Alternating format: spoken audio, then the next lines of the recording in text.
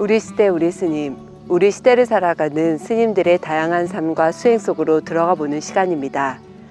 오늘은 하동에 있는 청계사 주지 스님이신 지산 스님을 뵙고 이야기를 나누어 보려고 합니다. 지산 스님께서 여기 청계사의 극락전에 계시는데요. 극락전에 계신 지산 스님을 만나뵈러 한번 가보실까요? 네, 반가워요. 스님, 여기 지금 하동에 있는 청계사가 차밭이 아주 많은 네. 그런 아름다운 사찰인데요.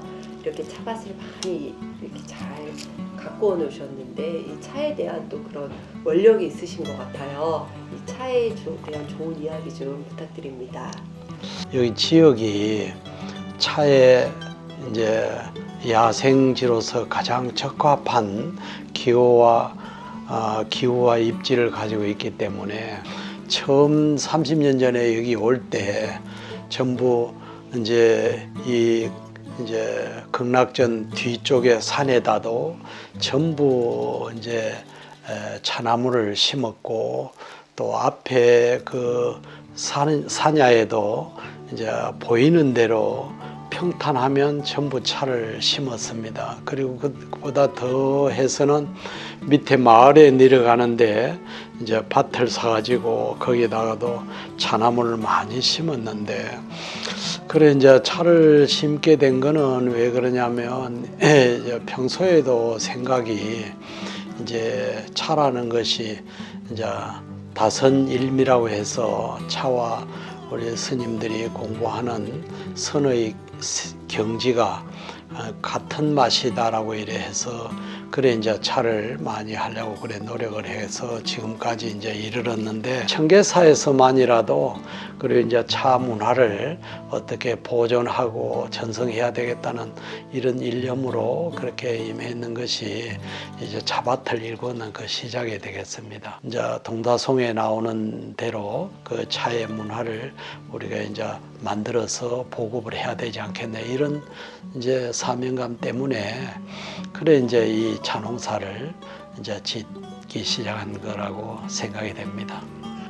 우리 이제 청계사가 이제 30년 전에 이제 시작을 했는 거지만, 제일 처음에 어려움을 겪은 것이 우리가 시작하고 난 다음에 한 10년 차 가까울 무렵에 여기에 이제 지리산 동남쪽 대원사 계곡에 이제 대홍수가 났었습니다. 대홍수가 났었을 때 그때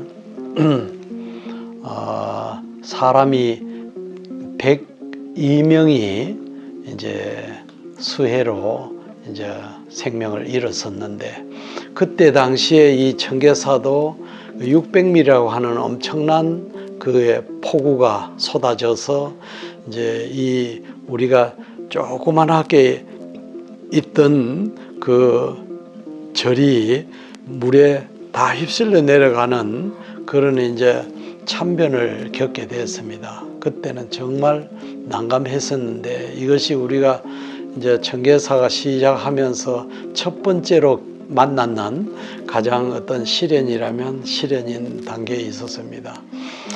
그런데 이제 참 부처님에게 기도했죠. 이런 상황에서 어떻게 하면 이게 이제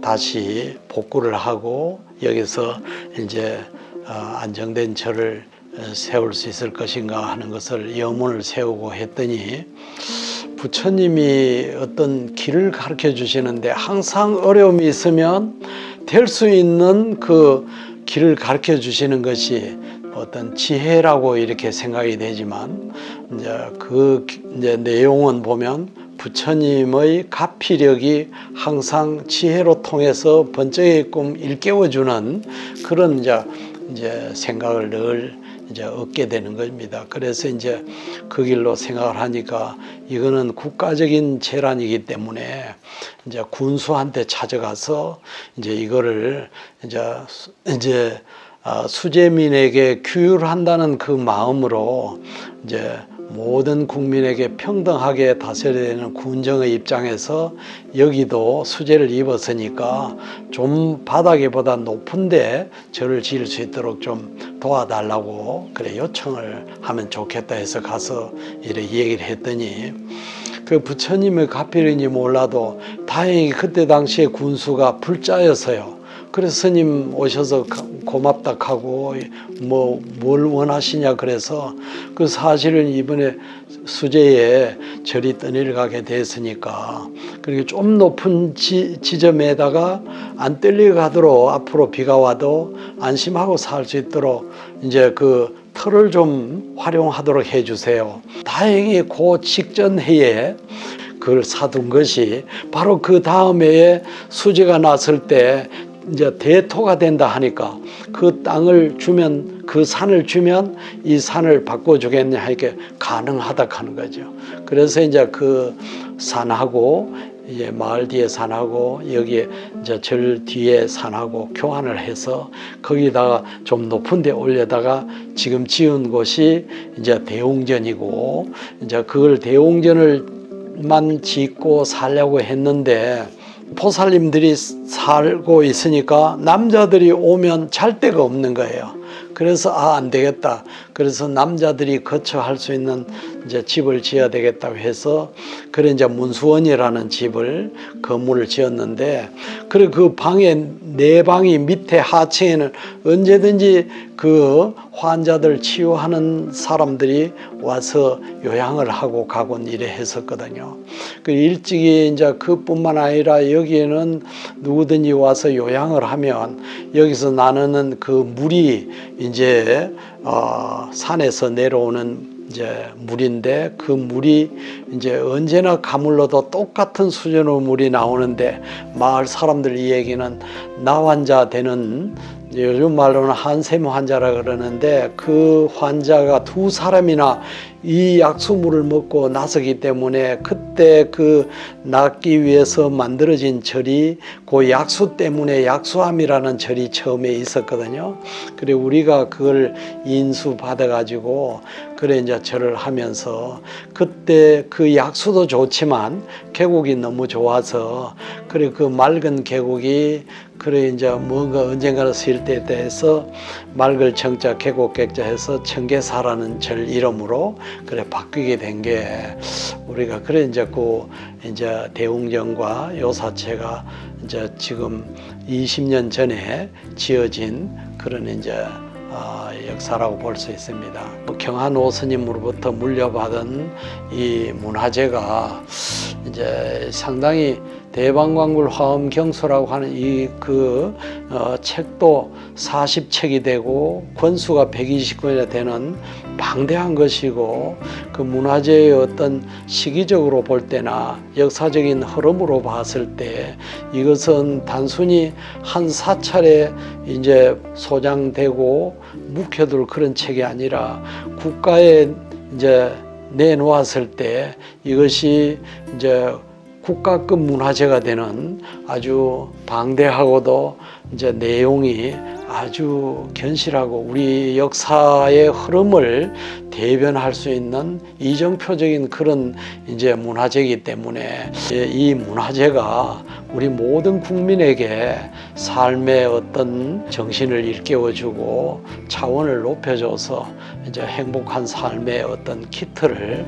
이제 교환해주고 새롭게 해주는 키틀이 되지 않겠는가 이런 뜻에서 이제 뭔가 그 문화재가 생김으로 따라서 문화재 보존각이 필요하고 그 보존각을 활용하는 의미에서 뭐 어떻게 해야 되겠냐 했을 때 생각난 것이 이런 것을 보급하고 활용하기 위해서는 템플 스테이장이 필요하다 이래 갖고 그래서 이제 원래는 우리가 지금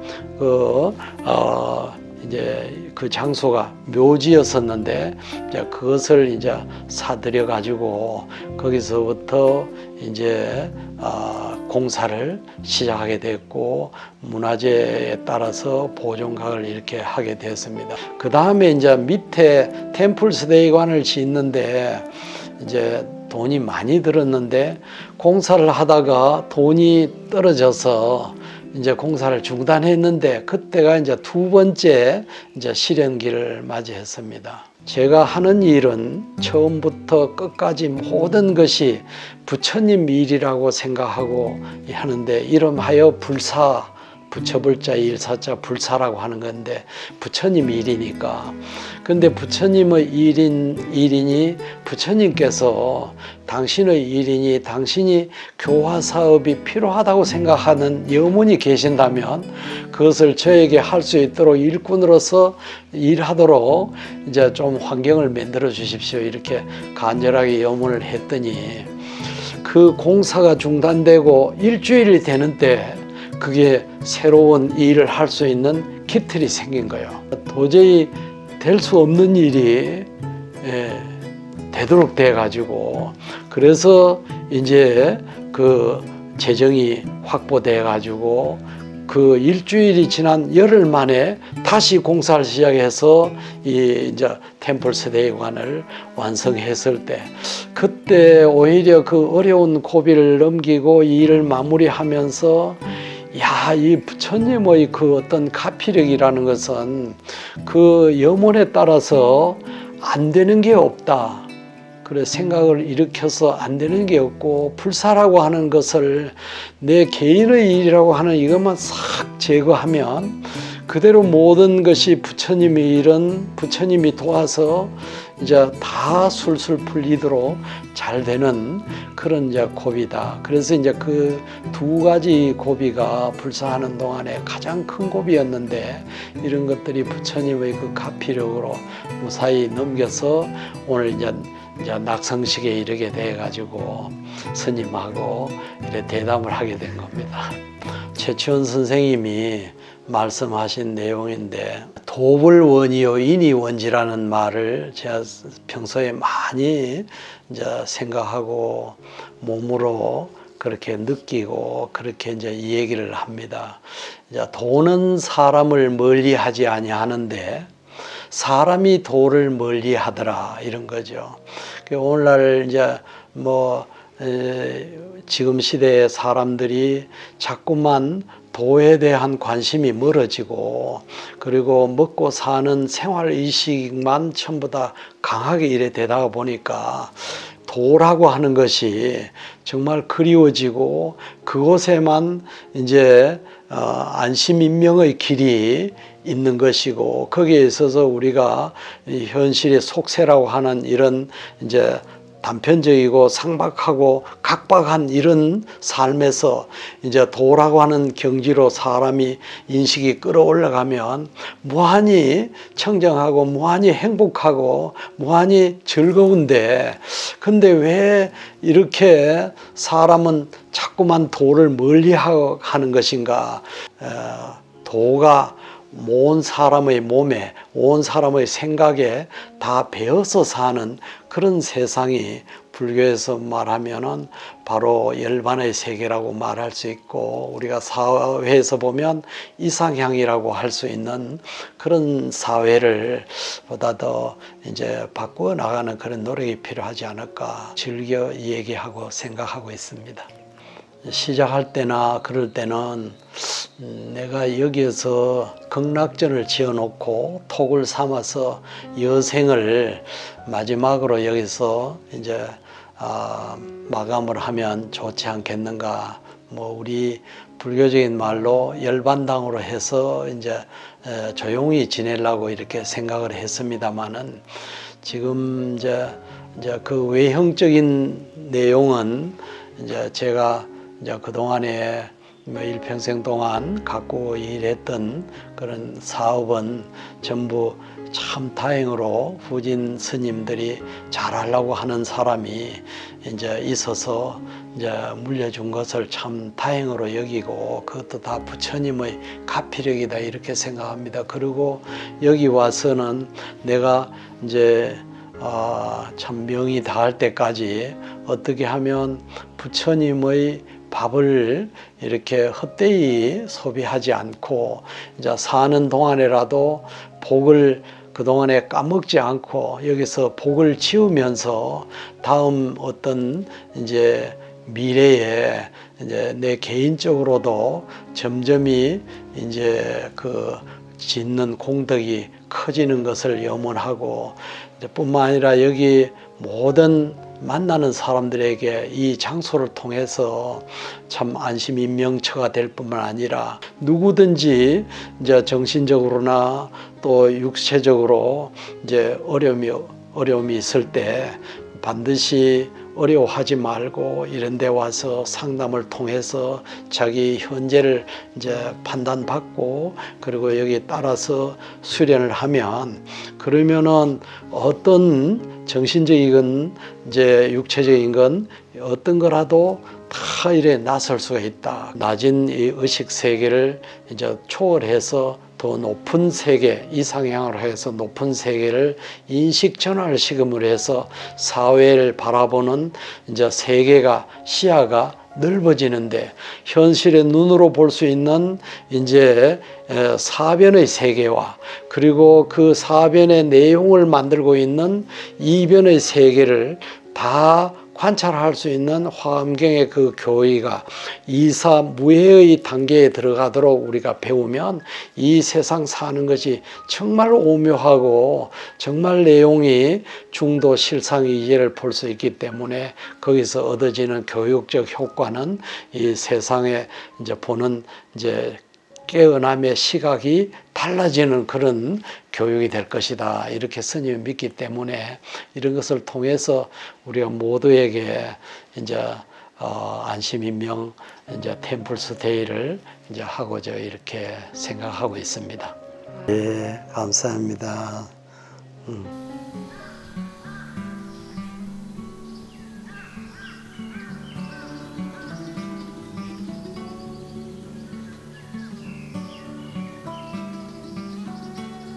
이제까지 청계사 주지스님이신 지산스님과 이야기를 나누어 보았습니다.